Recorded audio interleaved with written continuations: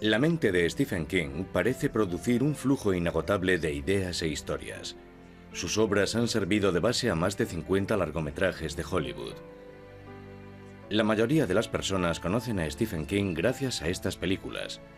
Lo conocen como el responsable de clásicos del terror como El Resplandor o Carrie, pero es también el escritor de películas ganadoras de Oscar como Misery y alabadas por la crítica como Cadena Perpetua, Cuenta conmigo o Eclipse Total. El prolífico King es el escritor más leído y de mayor éxito de este siglo. Sus libros le han hecho rico y poderoso, algo muy diferente a sus primeros años. A finales de los años 40, Maine era un estado rural, pobre y poco poblado. La mayoría tenía que trabajar duro para ganarse la vida. Donald Edwin King era uno de ellos. Tras servir en la Marina Mercante durante la guerra, encontró trabajo en Maine vendiendo aspiradoras a domicilio. En 1947, él y su mujer Ruth cuidaban de David, su hijo adoptado de 2 años, en Portland. Los médicos habían dicho a Ruth unos años antes que no podría tener hijos, pero ese año demostró que se habían equivocado. Para su sorpresa, descubrió que estaba embarazada y el 21 de septiembre dio a luz un niño sano en el Hospital General de Maine, Stephen Edwin King, su segundo hijo y único concebido de forma natural. Los King dieron la bienvenida al recién llegado y volvieron a sus vidas. Como era habitual en esos años, Ruth era ama de casa y cuidaba de los niños, y Donald aportaba el dinero. Así hasta 1950, año en que Donald cambió las vidas de los King para siempre.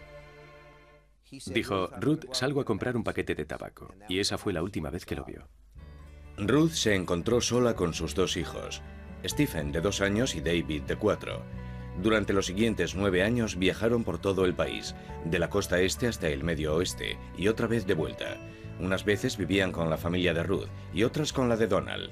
Ruth siempre esperó que Donald regresase. Lo que más recuerdo de mi madre es que era muy trabajadora y eso es algo que nos ha influido a los dos. No creo que nadie pueda decir que Stephen o yo somos unos vagos. También hemos heredado otra cosa de ella, la constancia. Compaginaba a menudo 2 o 3 trabajos para poder sacar adelante a su pequeña familia. A veces no podía pagar una canguro y los niños tenían que quedarse solos mientras ella trabajaba. David solía leer para Stephen y luego Stephen leía para David. Así era como cuidaban el uno del otro. Y cuando ella volvía a casa, les hacía preguntas para asegurarse de que habían estado atentos a la lectura. En esa época debían de tener 4, 5 o 6 años. Eran muy pequeños. Stephen y David crecieron rodeados de libros, principalmente de misterio. Tebeos de terror como los de EC Comics. Uno de los libros favoritos de Stephen era un clásico del terror, Drácula. En 1958, Ruth volvió a Durham, en Maine. Hizo un trato con su familia. Ella cuidaría de sus padres enfermos y, a cambio, su hermana Ethelaine le proporcionaría una casa en que vivir. Pagaban a Ruth con comida y ropa y en ocasiones trabajaba a media jornada para ganar algún dinero extra. Incluso según los parámetros de Durham, los King eran pobres. Su casa no tenía agua corriente y durante los fríos inviernos de Maine, Stephen y su hermano tenían que ir a casa de alguna de sus tías para poder bañarse en agua caliente. El modo en que Ruth se enfrentaba a su situación con sentido del humor y su capacidad como narradora influyeron mucho en Stephen. Ruth trabajaba en Pineland con disminuidos psíquicos. Para que un trabajo así resulte llevadero, hay que aplicar el sentido del humor a ciertas cosas que quizá no sean precisamente divertidas. En 1959, David y Stephen combinaron su amor por las palabras con la confianza en sí mismos que les había inculcado su madre. A los 13 años, David encontró una vieja máquina de mimeografiar y puso en marcha el Dave Rag o periodicucho de Dave. Stephen colaboraba con reseñas de programas de televisión. Los hermanos King eran los más pobres del pueblo, pero no pasaban desapercibidos. Dave era muy ambicioso en todo lo que hacía. Y Stephen era un gran lector. Era como un niño grande. Aunque caminase junto a la carretera, iba leyendo un libro, siempre preguntándose si lo conseguiría. El mundo de Stephen giraba alrededor de los libros. En su casa los libros cubrían las paredes de su habitación, y cuando conseguía algún dinero extra, se iba a Lisbon Falls a disfrutar de su segundo pasatiempo favorito, ver películas baratas de terror y ciencia ficción.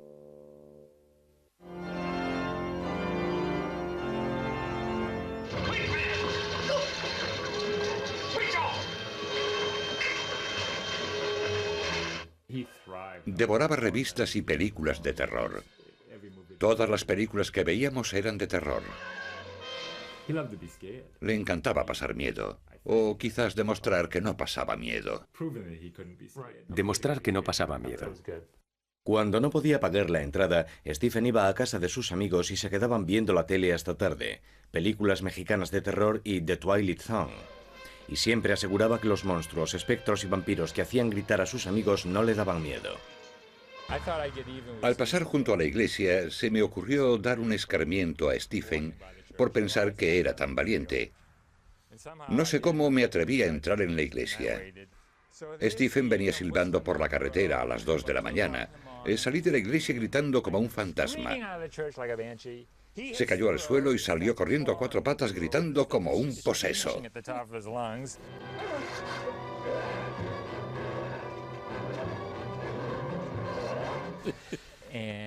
Pensé que lo había matado. Lo agarré y lo sacudí. Soy yo, no pasa nada. Nunca me lo perdonó. De hecho, a Stephen le daban miedo muchas cosas. Las arañas, los espacios cerrados, las alcantarillas, los funerales, el número 13, la oscuridad. Pero lo que más miedo le daba era la delgada línea que separa el bien del mal.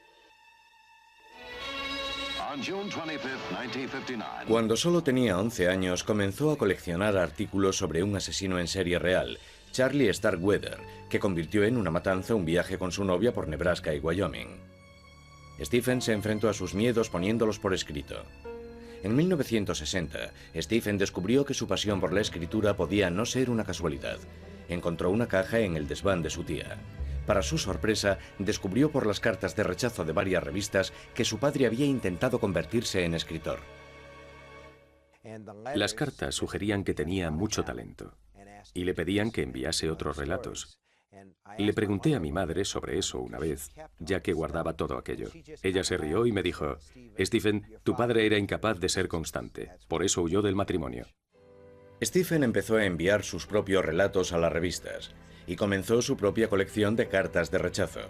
Pero al contrario que su padre, Stephen no dejó de escribir. Estaba decidido a continuar hasta que le publicasen algo. Ese otoño, Stephen comenzó a asistir al Instituto Lisbon, donde consiguió notoriedad y 3 días de expulsión por publicar una parodia del periódico del instituto llamada El Vómito del Pueblo. También aprendió a tocar la guitarra y montó un grupo. Pero a diferencia de la mayoría de los adolescentes, consiguió un trabajo de media jornada cavando tumbas. Sí, yo cavé una con Stephen. Se llamaba... Nosotros nos referíamos a él como Ed el Muerto. El señor Newell era del pueblo. No sé si Stephen lo enterró o no, pero sí que cavamos la tumba. Mi padre era el encargado de un pequeño cementerio. Así fue como conseguimos el trabajo. Nos pagaron 25 o 50 dólares. Era una fortuna. Era muchísimo en los 60. Ese trabajo inspiró el relato de Stephen Yo fui un ladrón de tumbas adolescente, la historia de un huérfano que acepta trabajar para un científico loco desenterrando cadáveres. Y en 1965 Comics Review aceptó publicar el relato. No le pagaron nada, pero al fin había conseguido publicar. A Stephen le fue bien en el instituto y le ofrecieron una beca parcial en una facultad de Drew, en New Jersey, pero su madre no podía permitirse que estudiase fuera, y en 1966 siguió los pasos de su hermano y se matriculó en Maine, en Orono. Stephen no pasaba desapercibido en el campus, grande, mal vestido, con barba y pelo largo. No tardé en fijarme en él. Era muy enérgico y no se mordía la lengua. Hablaba en voz alta en clase y decía cosas interesantes. Muy interesantes. Stephen no se mordió la lengua con respecto a la guerra de Vietnam. Sus protestas tomaron forma en una columna del periódico de la universidad llamada El camión de la basura de King. Además de las 47 columnas que escribió, King publicó un cómic del oeste por entregas llamado Slade y escribía novelas. Muchos estudiantes aspiran a ser escritores, pero Stephen era diferente. No solo aspiraba a convertirse en escritor, sino que lo consiguió. Recuerdo que en su tercer año en la universidad terminó 5 novelas. Era un escritor muy prolífico. En 1966, su primer año en la universidad, recibió su primer cheque, $35 de Stadling Mystery Stories, por su relato El suelo de cristal. Escribía sin parar, pero escribir no era un modo de ganarse la vida, seguía siendo extremadamente pobre. Para completar los $5 que su madre le enviaba cada semana, Stephen trabajaba media jornada en la biblioteca de la universidad. Allí conoció a Tabitha Spurs, estudiante de historia y aspirante a poeta. Era el estudiante más pobre que he conocido. Calzaba unas botas de agua recortadas porque no podía permitirse comprar unos zapatos. Tabitha era la tercera de los 8 hijos de una familia de clase trabajadora de Old Town, Bangor. Compartían su amor por los libros y la escritura. Nos enamoramos. Tuvimos una hija y luego nos casamos. Así se hacían las cosas a veces en los 60. Llamaron a su primera hija Naomi. En enero de 1971, justo después de que Stephen se graduase, se casaron. La familia se fue a vivir a una caravana en Hermon, Maine, a las afueras de Bangor. King esperaba conseguir trabajo como profesor, pero no tuvo suerte, así que trabajó en una gasolinera por el salario mínimo y en una lavandería de Bangor por $1.60 a la hora. Tabitha trabajaba por la noche en un Dunkin' Donuts. Cuando estaba trabajando en la lavandería de Bangor, había momentos en los que me sentía deprimido o triste, y era porque pensaba que todo lo que había conseguido con mi educación universitaria era repetir la vida de mi madre. El poco tiempo del que disponía Stephen tras trabajar todo el día y ejercer de padre después, lo pasaba ante la máquina de escribir. Pensaba que esa sería su forma de salir de la pobreza. Por fin, en febrero de 1971, Stephen consiguió trabajo como profesor de inglés en la Academia Hamden. Ganaría unos $4.600 al año, una cantidad razonable pero también una pesadilla para él. Ganaría el dinero suficiente, pero su vida sería la de un escritor frustrado. Fue una época dura, tanto que los King tenían que pedir a la compañía telefónica que desconectasen la línea cada cierto tiempo porque no podían pagar las facturas. El segundo hijo de Stephen y Tabitha, Joseph, nació el 4 de junio del 72.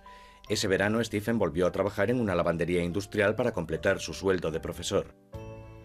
Durante el otoño daba clases todo el día, volvía a casa, corregía ejercicios y preparaba las clases antes de encerrarse a escribir en el cuarto de la caldera de la caravana. Durante al menos 2 horas cada noche, Stephen se sentaba en el estrecho habitáculo y daba rienda suelta a sus historias con la máquina de escribir sobre sus rodillas. No tardó en encontrar un espacio para sus relatos, las revistas para hombres como Cavalier, Dude, Gent o Swank. Quería mandarle a mi madre algunos de esos relatos que había publicado, así que los fotocopiaba en la biblioteca de la universidad, porque aparecían junto a anuncios, como por ejemplo, llama al 1-800, tetas, y no quería que mi madre viese todo eso. Stephen ganaba unos $200 por relato. El dinero desaparecía en cuanto llegaba, a menudo justo a tiempo para cubrir la última emergencia. Para el alquiler de la caravana en la que vivían, para medicamentos para los niños, siempre había una emergencia detrás de otra. Es lo que pasa cuando te casas y tienes hijos, siempre hay más facturas que dinero. Stephen escribía tantos relatos como podía, pero sus responsabilidades aumentaban, y no le resultaba fácil imaginar que conseguiría ganar algo más que lo justo para sobrevivir. La frustración lo llevaba a veces al bar o a pasar la noche jugando al póker y fumando con sus amigos. Y eso creaba más tensión en su hogar.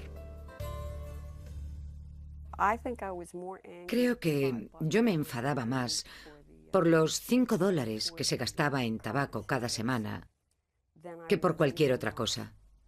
Que quemase el dinero literalmente era lo que me volvía loca. Los libros siempre habían sido el refugio de Stephen. Estaba acostumbrado a perderse en ellos. Ahora tenía que enfrentarse al hecho de no poder permitírselo. A veces discutíamos porque se compraba un libro de tapa dura. Era demasiado caro para un presupuesto como el nuestro. Cuando todo parecía ir peor, Stephen se dio cuenta de que contaba con un valioso amigo. Bill Thompson, un veterano editor de Doubleday, había aceptado y leído 3 de sus manuscritos. Sin embargo, no pudo convencer a Doubleday para que los publicasen. Llevaba algún tiempo sin saber de él, y alguien me acababa de dar un calendario de música country. Y se lo mandé con una nota. ¿Sabes que tu cumpleaños coincide con el de A.J. Carter, de la Carter Family? No sé nada de ti. No me gustaría verte publicado por Simon & Schuster. Stephen estaba trabajando en un relato que esperaba vender a la revista Cavalier. Era la historia de Carrieta White, la tímida hija de una fanática religiosa, el máximo exponente de una adolescente marginada. Pero King pensó que no sabía lo bastante sobre las adolescentes para que el personaje resultase creíble, y se deshizo del relato. Lo tiró a la basura. Tiró la primera parte. Yo estaba sacando la basura. Lo recogí y vi que tenía muchas páginas, así que lo leí. Stephen, ante la insistencia de Tabitha, lo terminó y se lo mandó a Bill Thompson. Era Carrie, la novela, y pensé, bueno, esto tiene posibilidades. Podríamos hacer algo con esto. Y le dije, odio tener que pedírtelo, pero si lo reescribes, podríamos publicarlo. Estoy dispuesto a apostarlo todo por él. Stephen cambió algunas cosas, devolvió el manuscrito y se centró de nuevo en pagar las facturas. Una vez más, los King pidieron a la compañía telefónica que desconectasen su teléfono. Un día estaba en la sala de profesores y dijeron por megafonía, «Señor King, por favor, venga al despacho. Tiene una llamada de su esposa». Yo salí corriendo con el corazón a 100 por hora y pensando, pueden ser dos cosas. O le pasa algo malo al bebé, o he vendido el libro. Había recibido un telegrama de Bill Thompson. Había tenido que mandar un telegrama. No podía llamar porque no teníamos teléfono. Y el telegrama decía, Carrie, oficialmente, libro de Doubleday. El futuro se abre. Con cariño, Bill Thompson. Y la postdata decía, $2.500. ¿Bien?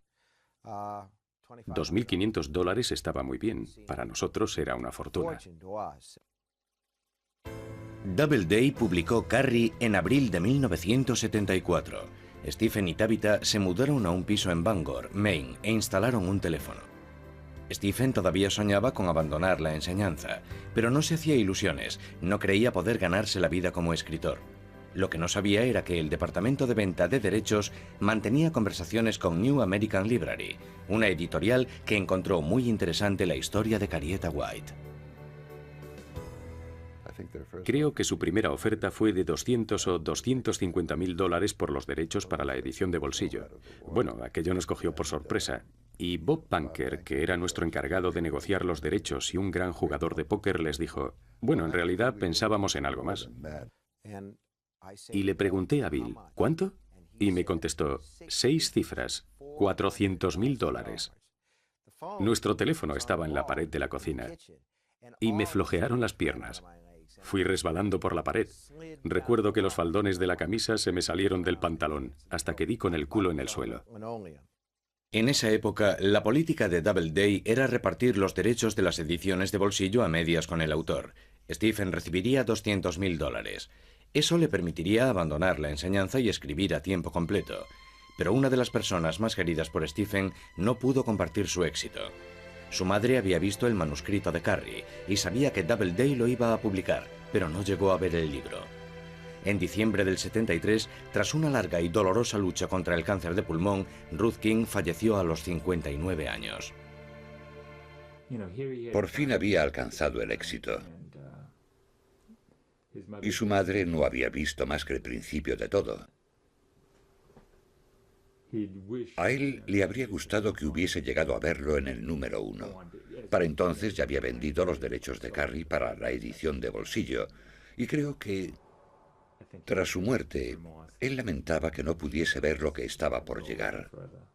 Fue un funeral triste. Stephen estaba destrozado, sobre todo cuando se enteró, tras la muerte de su madre, de que los $5 que ella le mandaba a la universidad a menudo significaban para ella pasar sin comer. Pero también supo lo mucho que se parecían. Ruth había trabajado duro y había sido constante, las mismas cualidades por las que él había conseguido triunfar. Recuerdo que antes de graduarse solía comentar que cuando vendiese su primera novela se compraría, creo que era un Cadillac rosa descapotable, y volvería al campus a dar una vuelta en su gran coche. King no se compró un Cadillac rosa, sino uno rojo, azul y blanco. Aunque seguía siendo lo bastante humilde como para no usarlo cuando iba a visitar a sus amigos de Durham. Conducía un Dodge Dart del 64 totalmente oxidado, el coche más feo del mundo. y le parecía un poco embarazoso venir a vernos en su gran Cadillac rojo, azul y blanco. Así que venía en su coche de $100. El dinero no cambió a Stephen. Seguía siendo humilde y seguía temiendo que nunca sería un escritor de éxito. Pensaba que Carrie podía no ser más que un golpe de suerte. No sabía si era un escritor de un solo éxito. No es ningún tonto. Creo que pensó, lo he conseguido, pero podría perderlo. Voy a disfrutar mientras dure. Stephen King escribía constantemente, 1500 palabras al día. Se inspiraba en la gente que conocía, en lo que él mismo vivía y en la vida cotidiana y rural de Maine. Su siguiente libro, El misterio de Salem Slot, era una historia sobre Drácula ambientada en una pequeña población de Maine.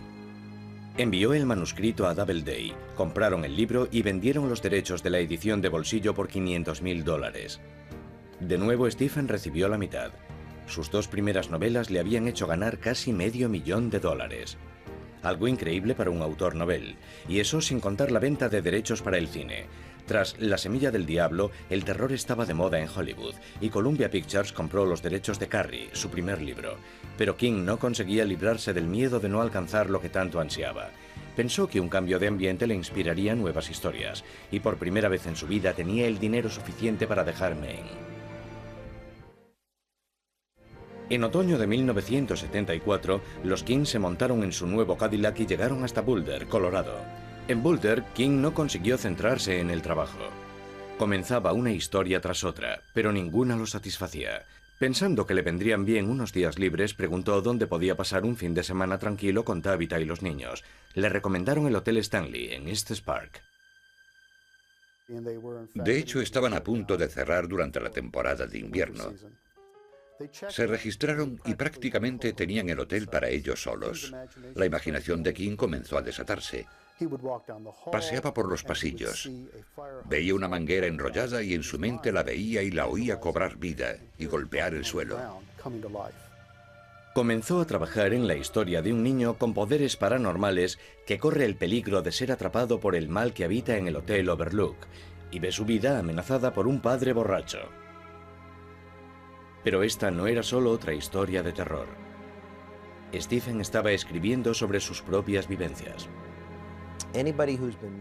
Sobre todos los que han estado casados 3 o 4 años y han estado sin Blanca y todo eso, se crea una gran tensión entre las personas. Y hay mucho de eso en la novela El Resplandor, que tiene que ver con el alcohol, con la ira, con muchas de las cosas que yo sentía en aquella época. Stephen King terminó El Resplandor en Colorado. Aunque Boulder le había inspirado, el corazón de Stephen estaba en el este. En 1975 regresó a Maine con su familia. El segundo libro de Stephen, El misterio de Salem Slot, salió a la venta cerca del día de Halloween, y poco después lo hizo la edición de bolsillo. A finales de 1976, un nuevo público descubrió a Stephen King gracias a la película Carrie, protagonizada por Sissy Spacek.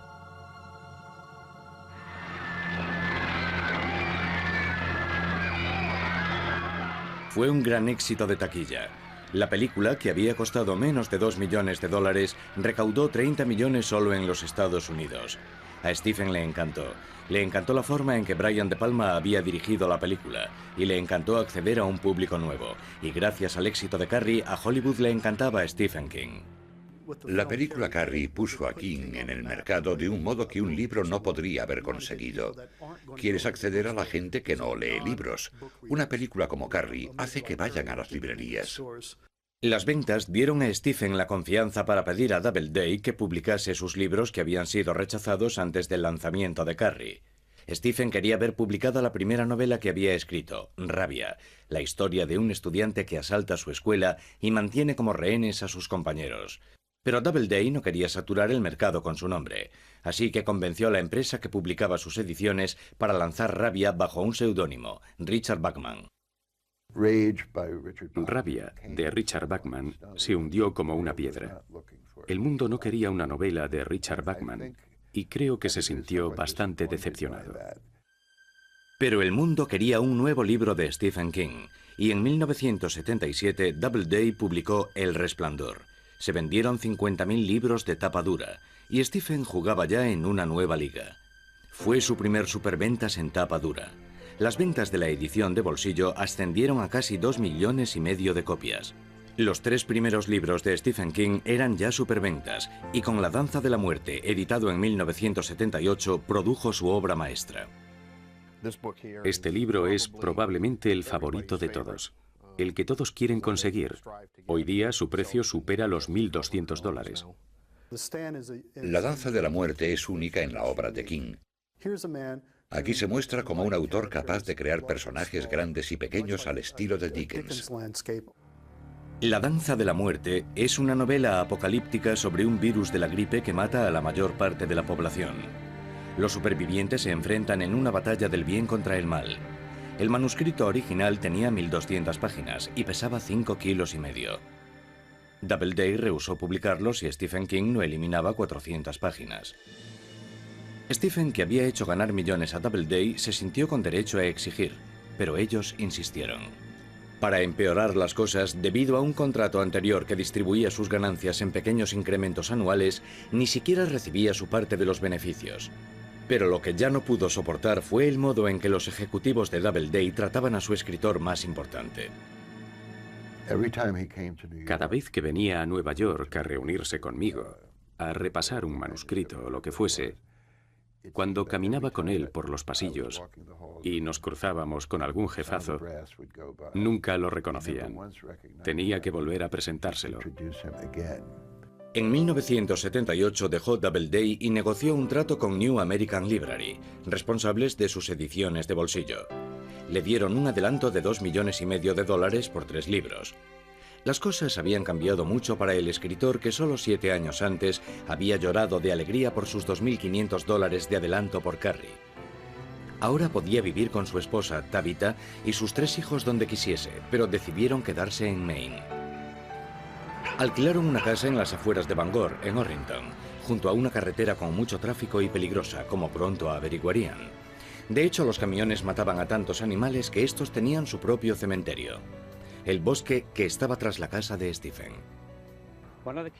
Uno de los niños, que tenía un carrito, ponía el cuerpo en él, lo arrastraba, lo llevaba hasta allí y con gran ceremonia cavaba una pequeña tumba, lo enterraba y después oficiaba allí un pequeño funeral.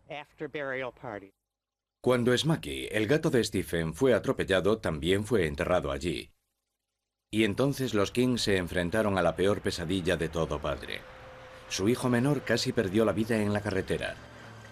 Como muchos de los peores miedos de Stephen, se convirtió en una novela, Cementerio de Animales, la historia de un padre que devuelve la vida a su hijo muerto y debe vivir con las consecuencias. En la novela, el hijo de 2 años pierde la vida en la carretera, por lo que me resultó muy difícil leerla. A Stephen, como padre de familia, le aterraba lo que había escrito. Guardó el manuscrito en un cajón durante 3 años. Empezó a escribir un nuevo libro, La zona muerta, una novela basada en sus problemas para aceptar su extraordinario talento y las consecuencias que esto conllevaba. Conforme la fama de King aumentaba, sus admiradores se volvían más persistentes. Algunos aparecían en su casa pidiendo dinero. A Stephen le resultaba cada vez más difícil mantener su privacidad.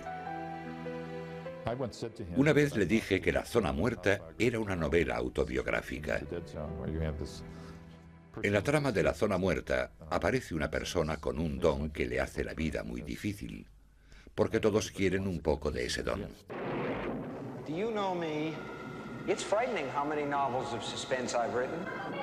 Esto incluía a los anunciantes y a los estudios de Hollywood. Vendía los derechos de sus libros con la misma rapidez con que los escribía.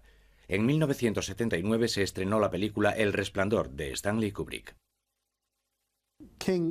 A King le encanta el cine y ve muchas películas.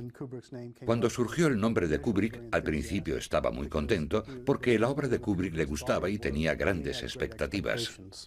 La película fue uno de los filmes con los que la Warner Brothers más recaudó en toda su historia.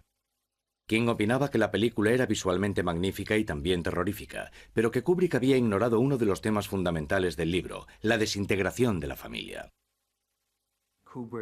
Kubrick ignoró el verdadero subtexto del libro y digamos que creó su propia historia basándose en que Jack se vuelve loco. Pero no cuenta la historia del modo en que King la escribió. King utilizó su gran influencia y exigió poder decidir quién dirigiría sus historias a partir de entonces. Desconfiaba de Hollywood y quería mantener la distancia con el mundo de las estrellas. Necesitaba más privacidad y seguridad para mantener alejados a sus admiradores.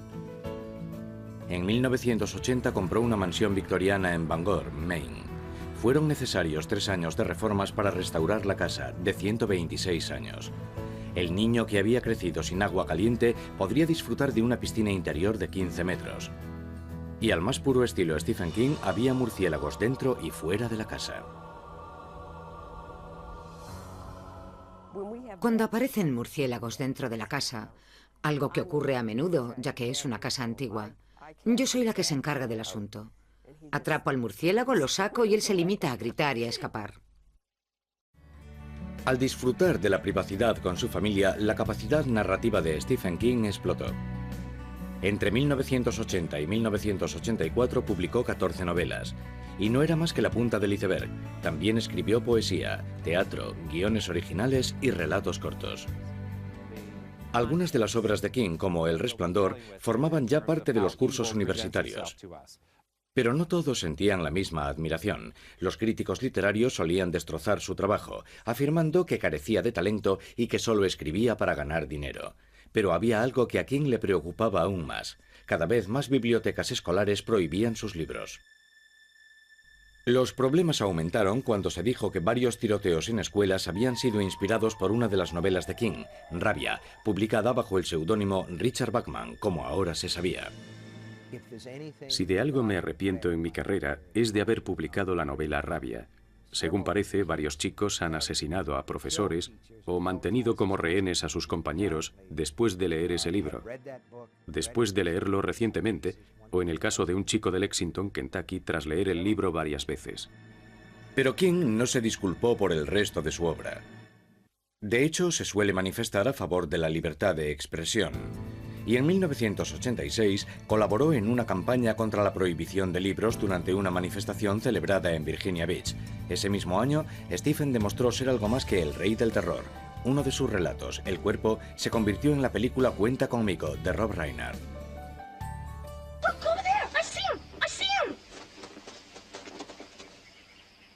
None of us could breathe. Somewhere under those bushes was the rest of Ray Brower. Esta historia de iniciación ambientada en Maine se basaba en un suceso real de la infancia de King, y los 4 chicos eran una combinación de varios de sus amigos de Durham.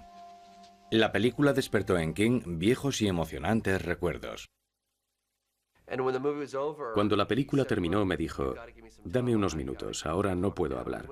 Y estuvo fuera 20 minutos, y luego dentro sentado solo. Le llevó un rato recuperarse, porque para él fue doloroso revivir aquella época.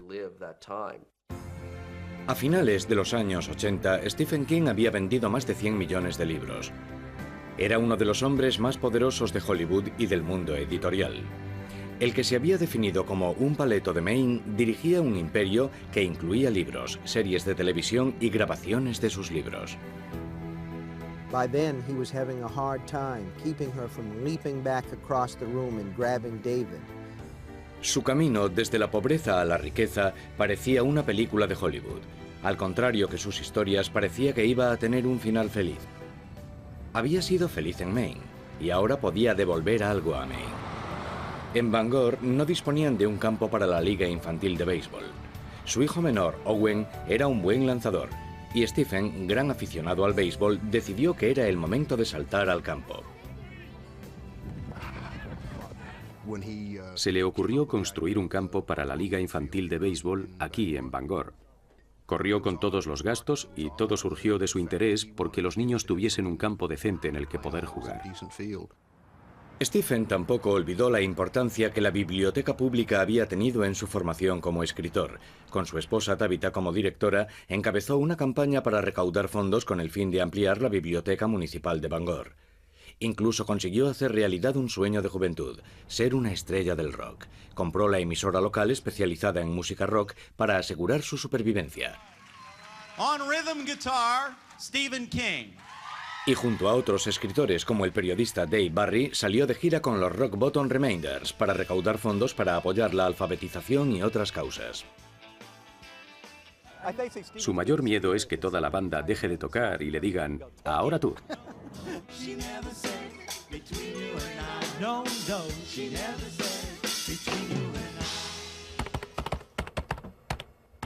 Dejando aparte el canto, Stephen King parecía haber vencido a muchos de sus demonios personales. No necesitaba preocuparse por sus ingresos, por el fracaso o por no llegar a ser el padre de familia que quería ser. Podía escribir solo por el placer de hacerlo, y su trabajo era cada vez más respetado. La película Misery, de 1990, que se basaba en una novela suya de 1987, consiguió 4 nominaciones a los Oscar.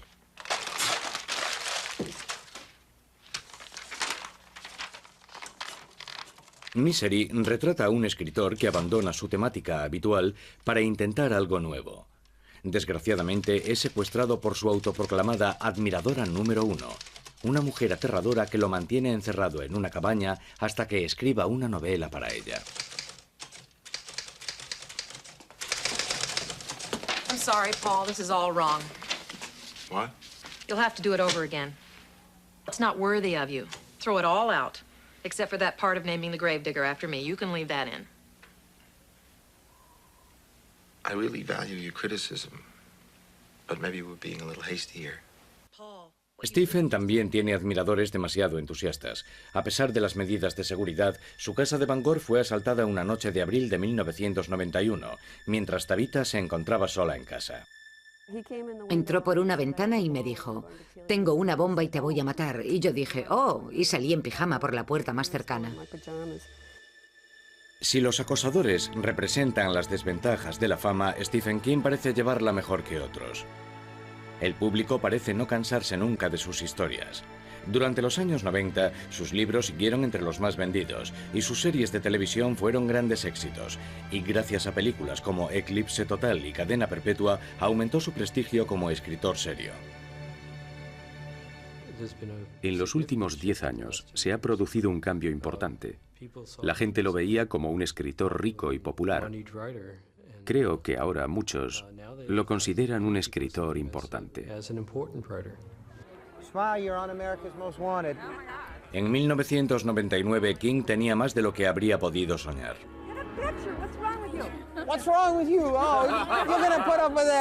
Había en circulación más de 300 millones de libros suyos. Tenía dinero, fama y era cada vez más respetado. Sus hijos habían crecido y se habían independizado. Stephen y Tabitha necesitaban un cambio en sus vidas. Pensaron comprar una casa en Florida, lejos de los duros inviernos de Maine, donde poder jubilarse. Pero en junio, el rey del terror protagonizó una historia aterradora. Stephen fue atropellado cerca de su casa de Maine. Sufrió heridas graves. Creo que eran más graves de lo que la prensa sabía. Stephen estuvo a punto de morir. De hecho, uno de los de la ambulancia que lo trasladó dijo que le sorprendía que hubiese salido con vida. Stephen sufrió heridas en los pulmones. Se rompió una pierna, varias costillas y se fracturó la cadera. Pasó semanas hospitalizado y siendo operado en numerosas ocasiones. Perdió más de 45 kilos. Pero consiguió recuperarse lo suficiente para asistir al estreno de su nueva película La Milla Verde, a finales de 1999. Stephen declaró que su peor pesadilla era no poder volver a escribir tras el accidente. Para alguien que ha dedicado su vida a escribir y es el escritor vivo más famoso, sería un final trágico para una carrera notable. Pero a finales de 1999 estaba de nuevo ante su escritorio imaginando nuevas historias y escribiendo un nuevo capítulo de su asombrosa vida. Lo que más me asusta con respecto a mi trabajo, no darme cuenta de que ha llegado el momento de dejarlo. Dejarlo no parece entrar en los planes de Stephen King. Sigue siendo tan prolífico como siempre. Fue el primer autor importante en publicar un libro exclusivamente en Internet, Montando la bala, en el año 2000. 3 años más tarde recibió la prestigiosa medalla de la Fundación Nacional del Libro por su destacada contribución a la literatura americana. Y se inspiró en su propia aproximación a la muerte para crear la serie de televisión de temática sobrenatural Kingdom Hospital. Sigue escribiendo numerosos relatos y continúa trabajando en proyectos para la televisión y el cine, como la película La Ventana Secreta, de 2004. Además, consigue sacar tiempo para disfrutar de su otra pasión, el béisbol. Siempre ha sido un seguidor de los Red Sox y coescribió la crónica de su histórica temporada en 2004 en el libro Faithful. Y volvió a demostrar su versatilidad con un libro para niños titulado La chica que amaba a Tom Gordon. Además de esos proyectos, regresó al género que le ha dado fama y terminó la 7ª y última entrega de su popular serie La Torre Oscura.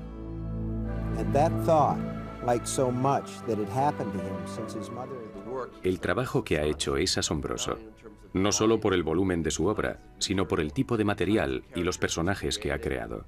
Creo que es uno de los mejores narradores de la historia. Comparto la opinión de que Stephen King ha narrado la segunda mitad de este siglo de un modo que hará que la gente lo lea dentro de 50 o 100 años. As if his mind and body had turned into some sort of pipe. He is in there. I know he is.